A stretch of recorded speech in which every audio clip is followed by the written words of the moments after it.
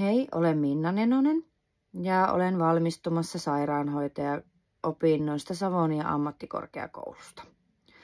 Aikaisemmin olen ollut lähihoitaja 8 vuotta, jonka aikana tein töitä mielenterveys- ja päihdekuntoutujien kanssa ja vanhusten tehostussa palveluasumisessa.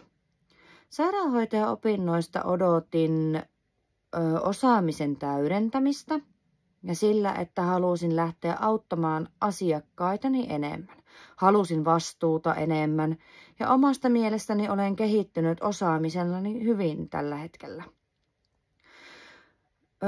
Tällä hetkellä syvensin osaamista mielenterveys- ja päihdekuntoutujien, koska ammattihaaveeni tällä hetkellä on lasten ja nuorten parissa ja mielenterveys- ja päihdekuntoutujien parissa.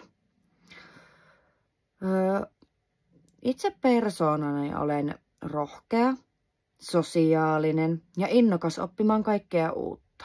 En lannistu helposti, vaan haluan, että kaikki ihmiset saisivat apua tarvittavallaan tavalla.